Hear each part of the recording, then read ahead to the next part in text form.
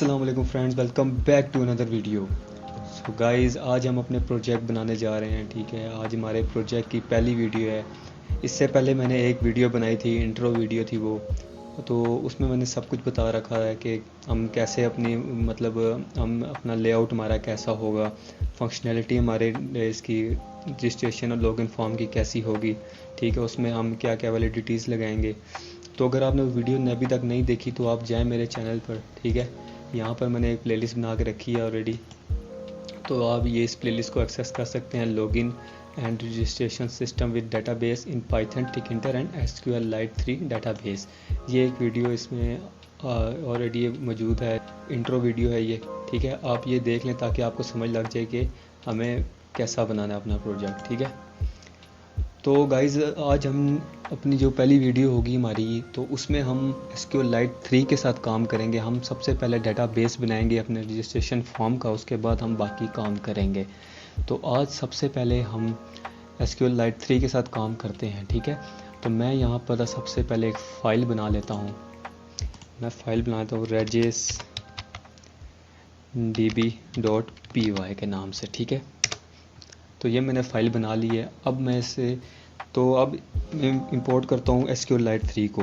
Python के अंदर एसक्यूएललाइट 3 जो है वो ऑलरेडी अवेलेबल होता है। ठीक है, अगर फिर भी कोई मसला है आपको, अगर आपके पाइथन के अंदर नहीं है एसक्यूएललाइट 3, तो आपने सिंपल बस अपने टर्मिनल पर जाना है और यहाँ ये लिखना है आपने पिप इंस्टॉल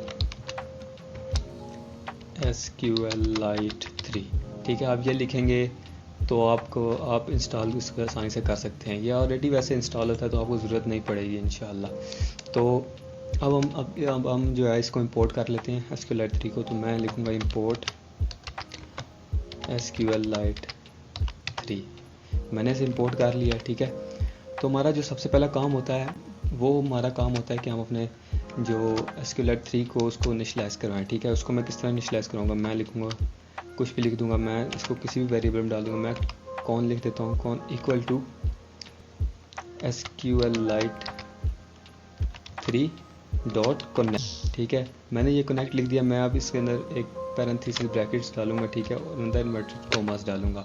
अब देखें यहाँ पर मेरे पास कोई भी फाइल नहीं है। ठीक है, मैं यहाँ पर अपनी फ़ाइल का नाम रख लेता हूँ। मैं रख देता हूँ जी rajes.db। मैं डेटाबेस फाइल बना रहा हूँ तो मैं db रख लूँगा। ठीक है, तो अब अगर मैं इसे रन करूँगा तो मैं नीचे सबसे पहले आता हूँ, बगैर से रहने देता हूँ, मैं यहीं पे इसको रन करता हूँ। ठीक है, मैं इसे रन करूँगा तो यहाँ पर देखिए आप कोई भी फाइल नहीं है अभी। तो मैं इसे जो ही रन करूँगा तो एक फ़ाइल बनकर आ जाएगी। तो ये देखिए गाइस, हमारी एक फ़ाइल बन के आ गई, बिल्कुल एम्प्टी फाइल है। ठीक है, इसमें भी कुछ भी नहीं है, तो हमारी फ़ाइल आ गई है। तो अब हमें अगला काम जो करना है वो हमारा अगला काम होता है कि हम एक टेबल बनाएंगे। ठीक है, तो टेबल हम कैसे बनाएंगे, टेबल को हम इसी तरह लिखेंगे। तो मैं कॉन डॉट एग्जीक्यूट कर लेता हूँ टेबल बनाने के लिए। इसके अंदर मैं इन्वर्टेड कॉमास डालता हूँ और मैं लिखूँगा कि create table if not exist. ठीक है, तो अब हम पैरेंथेसिस डालेंगे। ठीक है, उसके बाद हमें कॉलम्स अपने बनाने पड़ेंगे टेबल के। तो मेरा सबसे पहला जो होगा वो होगा मेरा यूज़र नेम। ठीक है, और ये यूज़र नेम होगा टेक्स्ट। ठीक है, उसके बाद मेरा होगा जी मैं ईमेल। ठीक है, ईमेल मेरा होगा टेक्स्ट, और उसके बाद मेरा होगा जी कॉन्टैक्ट नंबर CNO, और ये भी होगा मेरा टेक्स्ट। ठीक है, और उसके बाद मेरा होगा पासवर्ड। ठीक है, और ये भी मेरा होगा टेक्स्ट। ठीक है, अब ये हमारा ये काम हो गया। अब हमें इस टेबल को एग्जीक्यूट कराने के लिए अब हमें नीचे लिखना पड़ेगा कॉन डॉट कमिट। ठीक है, नीचे हमें अब अपने जो हमने डेटाबेस फाइल बनाई है उसको क्लोज़ भी करना है, तो मैं इसे क्लोज़ भी कर दूंगा। ठीक है, कॉन डॉट क्लोज के साथ। तो एक बार चेक भी कर लेते हैं। तो ओके, तो हमने यहाँ पर गाइस एक गलती की है। तो ये गलती आपने बिल्कुल भी नहीं करनी, ये बहुत बड़ी मिस्टेक थी। हमने अपने टेबल का नाम ही नहीं लिखा, जबकि हमें अपने टेबल का नाम लिखना बहुत ज़्यादा ज़रूरी होता है। अगर मैं इसके बिना आपको रन करके दिखाऊँ कोड, तो मैं रन करता हूँ तो इसने हमें ऑपरेशनल एरर दी है। ठीक है, सिंटैक्स एरर, मतलब ये इसके अंदर एग्जीक्यूट हो ही नहीं सकता, ठीक है। ये इसका एक अपना डाटाबेस के अपनी एक लैंग्वेज का पैरामीटर है, ठीक है। इसके अंदर हम इसको एग्जीक्यूट नहीं कर सकते। हमें यहाँ पर एक किसी टेबल का नाम लिखना पड़ेगा। तो मैं यहाँ पर रेजिस टेबल का नाम लिख लेता हूँ, ठीक है। तो अगर मिस्टेक आपने बिल्कुल भी नहीं करनी, इसको आप जहन में रख लें अपने। तो मैं अब दोबारा से इसे रन करता हूँ। तो ये गाइस ठीक से रन हो गया, ठीक है। अब मैं जाता हूँ यहाँ पर और मैं चेक करता हूँ एक बार। तो यहाँ पर कुछ ये सही तरह नहीं दिखाएगा, लेकिन फिर भी हम थोड़ा चेक कर लेते हैं इसे। जब हम वैल्यूज़ को अपने ऐड करेंगे तो तब हम एक्सटेंशन है उसके साथ देख लेंगे। तो इसने यहाँ पर एक टेबल बनाया है, टेबल रेजिस यूज़र नेम, ठीक है, ईमेल, CNO, पासवर्ड, ठीक है। इसने एक टेबल बना दी है। अब हमें क्या करना है, अब हमें वैल्यूज़ इंसर्ट करनी है, ठीक है। हम वैल्यूज़ को कई तरीक़ों से इंसर्ट कर सकते हैं। देखिए हमने ये इस डाटा बेस फाइल को बनाया है, ठीक है। अगर जब हम अपना रजिस्ट्रेशन फॉर्म बनाएंगे, ठीक है, तो हम अगर चाहें तो इसको यूज़ कर सकते हैं, ठीक है। इस कोड को यूज़ हम कर सकते हैं, और चाहें तो हम अलग से रजिस्ट्रेशन फॉर्म के अंदर जो है हम अलग से डाटाबेस बनाकर उसमें इंसर्ट कर सकते हैं। लेकिन मुझे वो मेथड थोड़ा कॉम्प्लिकेटेड लगता है, थोड़ा आपके लिए मुश्किल हो जाएगा, ठीक है। वो मेथड से हम नहीं करेंगे। हम डायरेक्ट इस यहाँ पर फंक्शन बनाएंगे इंसर्ट का, और फिर इस फाइल को यूज़ करते हुए हम अपने रजिस्ट्रेशन फॉर्म के अंदर इस फाइल को इंपोर्ट करेंगे। उसके बाद हम इसके फंक्शंस को यूज़ करेंगे। तो मैं यहाँ पर एक फ़ंक्शन बना लेता हूँ इंसर्ट के नाम से। अच्छा, मुझे वैसे इसकी ज़रूरत नहीं है, चलो ठीक है, फिर भी मैं इंसर्ट का फंक्शन बना लेता हूँ। यहाँ पर मैं यहाँ डेफ इंसर्ट, और इसके अंदर मैं पैरामीटर पास कर देता हूँ। पैरामीटर मुझे क्या पास करना है, मुझे पास करना है user name, email, contact number और पासवर्ड। तो मैं यहाँ सबसे पहले लिख लूँगा यूज़र नेम, ठीक है, ईमेल, कॉन्टैक्ट नंबर, ठीक है, और उसके बाद पासवर्ड, ठीक है। मैंने ये पैरामीटर इसके अंदर पास कर दिए हैं, ठीक है। तो हम जब भी इस फंक्शन को कॉल करेंगे उसके अंदर हम ये वैल्यूज़ डाल देंगे। हमने यूज़र नेम डालना है, ईमेल डालना है, कॉन्टैक्ट नंबर डालना है और पासवर्ड डालना है। कोई एक चीज़ भी मिस होगी तो ये हमारा फंक्शन जो है वो एग्जीक्यूट नहीं करेगा, रन नहीं करेगा, ठीक है। तो मैं नीचे आता हूँ, मैं एक क्वेरी बना लेता हूँ। मैं क्वेरी भी लिख सकता हूँ इसको। वैसे मैं ज़्यादातर क्वेरी ही लिखता हूँ, क्योंकि SQLite में क्वेरी ही ज़्यादा यूज़ होता है। तो आप इसकी जगह कोई भी वेरिएबल यूज़ कर सकते हैं, अपना नाम भी यूज़ कर सकते हैं। तो आपने इस वेरिएबल पे घबराना नहीं है, ठीक है। तो मैं यहाँ पर फंक्शनैलिटी यूज़ करूँगा इंसर्ट करने के लिए। मैं SQLite की फंक्शनैलिटी यूज़ करूँगा। मैं यहाँ पर यूज़ करूँगा कि इंसर्ट इनटू रेजिस, मतलब रेजिस के अंदर आप इंसर्ट कर दो। क्या इंसर्ट कर दो, मुझे ये वैल्यूज़ इंसर्ट करवानी है, ठीक है, अपने फॉर्म के अंदर, अपने रजिस्ट्रेशन टेबल के अंदर, ठीक है, जो हमने टेबल बनाया था। तो मैं इन वैल्यूज़ को इसके अंदर यूँ करके लिख देता हूँ, और मैं यहाँ आके वैल्यूज़ डालूँगा। यहाँ पे मैं वैल्यूज़ डाल दूँगा। वैल्यूज़ क्योंकि हमें पता तो नहीं है, ठीक है, हमें तो नहीं पता कि यूज़र क्या वैल्यू डालेगा। तो मैं उसके लिए क्वेश्चन मार्क यूज़ करूँगा, फिर मैं एक कॉमा डालूँगा, फिर मैं क्वेश्चन मार्क, फिर कॉमा, फिर मैं क्वेश्चन मार्क, फिर कॉमा, फिर मैं क्वेश्चन मार्क। मैंने 4 क्यों यूज़ किए, ये एक यूज़र नेम के लिए, एक ईमेल के लिए, एक कॉन्टैक्ट नंबर और एक पासवर्ड के लिए, ठीक है। ये मेरा काम हो गया इतना। अब मैं नीचे आऊँगा, ठीक है। अब मैं यहाँ पर कॉन डॉट एग्जीक्यूट लिखूँगा, ठीक है। उसके बाद मैं इसके अंदर क्वेरी पास कर दूँगा। मैं सबसे पहले क्वेरी पास करूँगा जो मैंने ऊपर वेरिएबल बनाया है, ठीक है।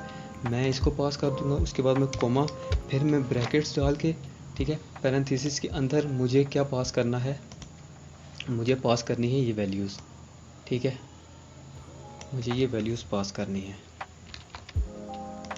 तो मैं ये पास कर देता हूँ, और आगे मुझे मैं यहाँ पर कॉमा लगाऊँ तो ये ज़्यादा बेहतर चलेगा कोड हमारा, ठीक है। ये कहीं पर भी लैग नहीं होगा, कहीं पर भी हमारा कोई भी एरर, कोई भी बग नहीं आएगा इसकी वजह से, ठीक है। जब मैं ये लगाऊंगा, क्योंकि यहाँ पर आके ये स्टॉप हो जाएगा, ठीक है, इसके आगे इसकी कोई वैल्यू नहीं होगी। अगर मैं यहाँ पर ना भी लगाऊँ तो कोड चलेगा, लेकिन हमें एरर के चांसेस काफ़ी मिल सकते हैं, ठीक है। अब मैं नीचे आऊँगा और मैं कॉन डॉट कमेंट यूज़ करूँगा। मैं कमेंट क्यों यूज़ करूँ, ताकि जो मेरा डाटा है वो मेरे टेबल के अंदर आ जाए। तो गाइज़ अब मैं इस कोड को रन करता हूँ, ठीक है, मैं सेव कर लेता हूँ पहले, फिर मैं इसको रन करता हूँ। तो कोड हमारा सक्सेसफुली रन हो चुका है, हमें कोई एरर नहीं आया, ठीक है।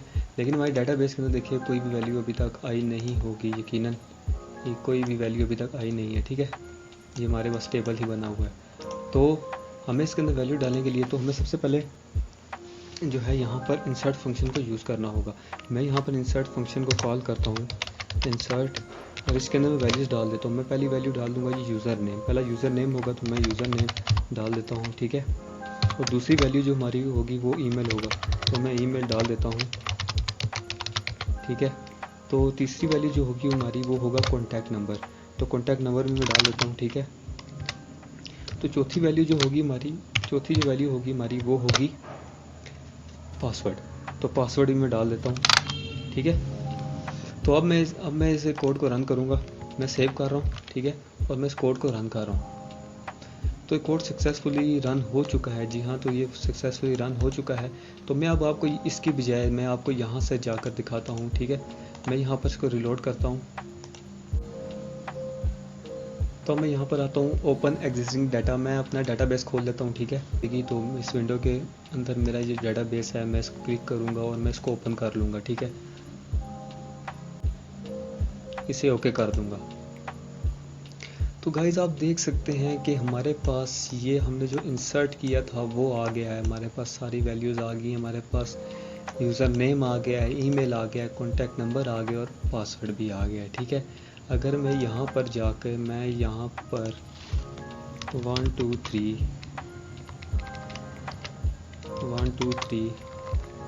यहाँ पर कुछ भी डाल देता हूँ, मैं पासवर्ड यहाँ पर 0 1 2 3 4, ठीक है। मैं दोबारा सेव करके इसको दोबारा से रन करूँगा। अब तो कोड तो हमारा रन हो चुका है। अब हम जाकर अपने डाटाबेस को देखते हैं। मैं यहाँ पर आता हूँ, रिलोड करता हूँ इसको, ठीक है। मैं यहाँ पर आता हूँ, अपने डाटाबेस फाइल को खोल लेता हूँ, ठीक है। इसको ओपन करता हूँ, यहाँ से मैं ओके करता हूँ। तो ये देखिए गाइस हमारे पास दूसरा user name, email, contact number और पासवर्ड, ये 2 लिस्ट हमारे पास आ चुकी हैं, ठीक है।